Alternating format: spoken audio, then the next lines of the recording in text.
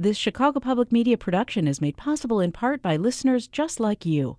Become a new member of WBEZ today or renew your membership online at wbez.org. Thanks.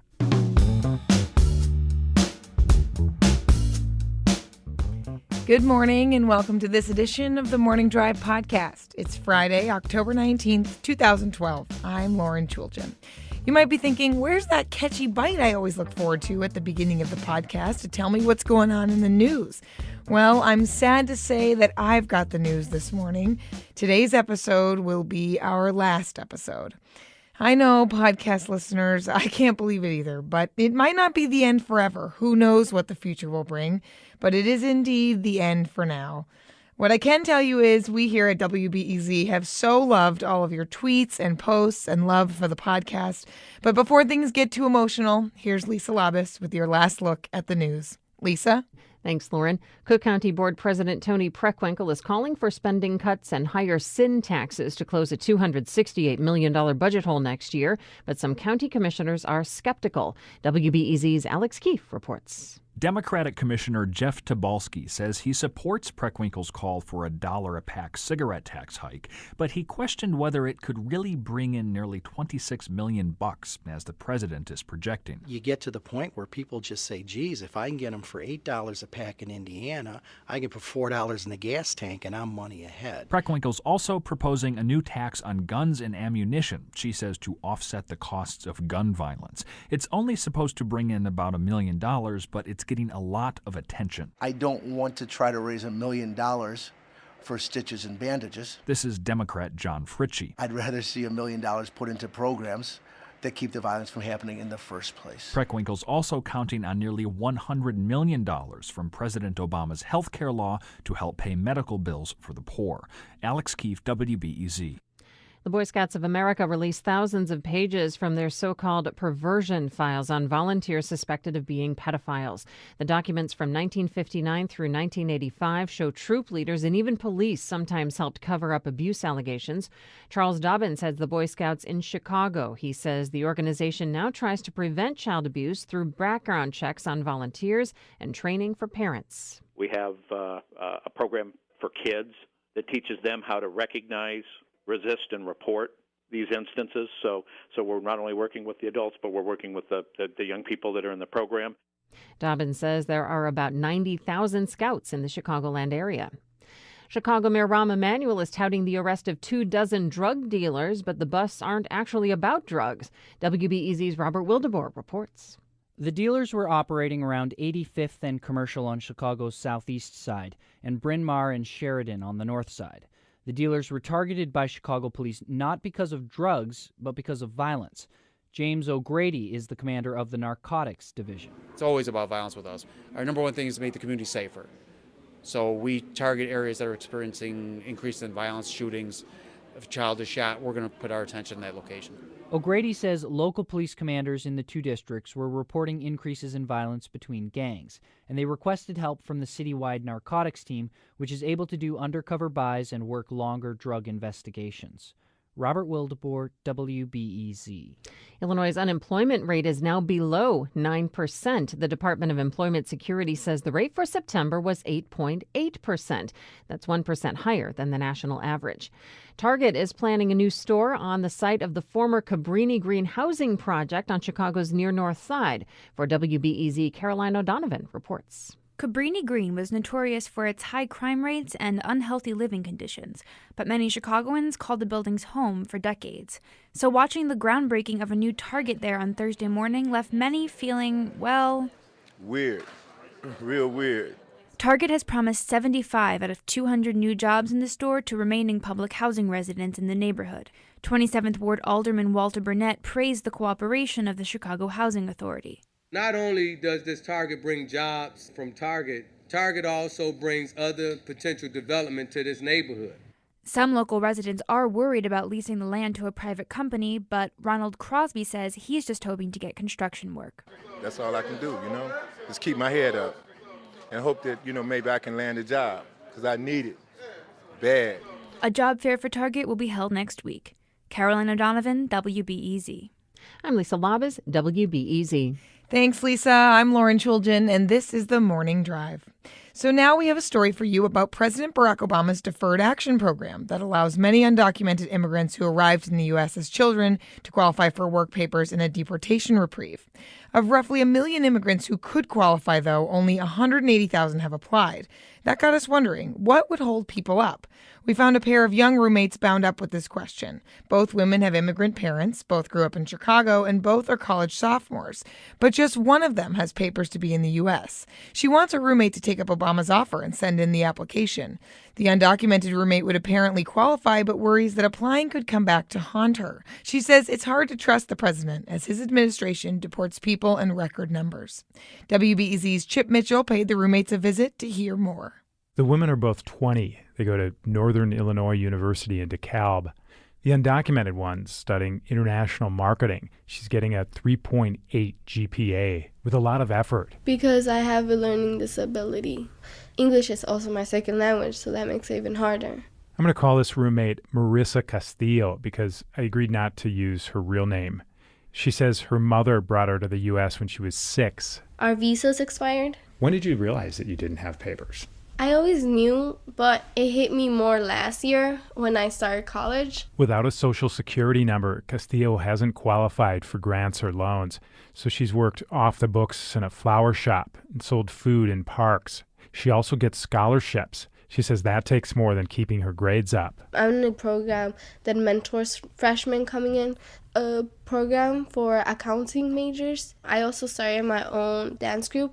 I did Husky Helpers, the Honor Society. Castillo's learned how to spin a lot of plates, but this month they seem to come crashing down just before a statistics exam. Because I was studying and I knew that I wasn't going to do well because I didn't have enough time to study because of everything else, like I wanted to. And so I cried like before then I cried during the test. The next week when I got the results, I cried as well because I just saw how bad it was. She says she failed that exam. And to know that this is my future and this is where my money, like the scholarships, will come from, it's just emotional, physically draining all the time. She's scared every day of her life. The roommate with papers is Elaine Rodriguez. She not only has to worry about grades and school, she has to worry about getting deported or her family being deported. Rodriguez met Castillo in high school on Chicago's north side. Both have family roots in Mexico, but Rodriguez's parents arrived before a 1986 amnesty offered legal status to millions of immigrants. So while Castillo's family struggled without papers, Rodriguez's had citizenship and could work its way into the middle class. When we really started becoming very close was when she was coming to the same university as I was. Rodriguez says she's helped Castillo with homework and with things related to Castillo's lack of papers like scholarship essays and tuition fundraisers. Rodriguez admits having a best friend who's undocumented can be, well, she calls it a pain. Because you're like, I have so many things to do on my own and I still have to be worrying about what you have to do. Like, why do I have to worry about someone else if I can barely take care of myself? So President Obama's new immigration policy caught Rodriguez's eye. The deportation deferral and work authorization would be good for 2 years. And if the policy stays in place, they'd be renewable. Rodriguez asked Castillo to sign up. She could work at jobs related more to her career. It really gives her something to look forward to if she continues going to school. She would be so happy and relieved. But Rodriguez tells me Castillo hasn't taken that suggestion. I asked to meet with them together to hear about the pros and cons. They agreed and had me over. It was dinner time. So everything on top is yours, right? No. Is that? Well, it's yours. From the fridge, Elaine Rodriguez and her roommate, the woman I'm calling Marissa Castillo, they pull out leftover pasta mixed with mayonnaise and chopped hot dog. Yummy. They put the plastic container straight into the microwave. Water effects? Castillo, she's the undocumented one. She explains why she hasn't taken up Obama's offer of deferred action. You never know what is going to happen with the government. I don't think the government will deport students that are just trying to go to college. Well, I'm not saying deport all of us, but maybe harm us in one way or another. And Obama has deported the most people in the past century. There have been higher amount of technology. It's easier for them to be deported, not because he really wants to. Technology, we're giving our information to the technology system. My information and my mom's information and my sister's information, Elaine. Castillo points out the deportation reprieve and work papers would be temporary. She'd have to reapply. In 2 years, a lot can happen. They could either completely switch it, they could completely drop it, and if they do, they have all our information in there, and that's it. What can happen? I already told you, a law could be passed. Something can harm us. You don't know. It's like... You don't think they could pass laws right now regardless, besides No, deferred because action? They don't know all of us. You don't think the government has proof that you're going to NIU paying full tuition, not getting any type of financial aid? You don't think they know that you live here? They don't, Elaine. They don't know exactly all of the details. What I'm saying is they might know the surface. You don't think they could find it easily? Oh my gosh, Elaine, how are they gonna take their time to research every single one of us? We are giving them the 1986 amnesty. You don't think that they could have had deportation for all those people because they were also giving their information to the country?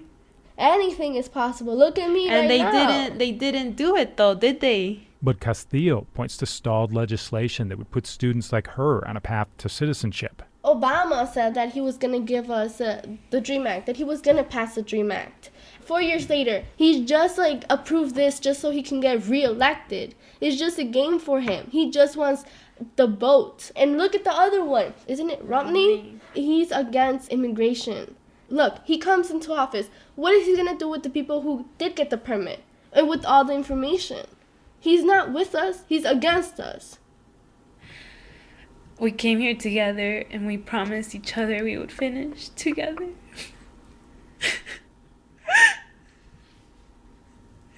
That's so important for you.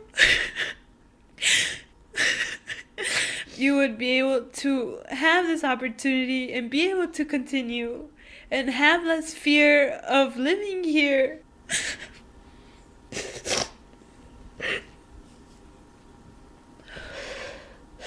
I don't know what to do. It's just so scary. And that's where the roommates leave it, at least for now. Rodriguez tells me she'll keep pushing Castillo to go for the work papers and the deportation deferral, to expose herself to the federal government, to take the risk. Chip Mitchell, WBEZ.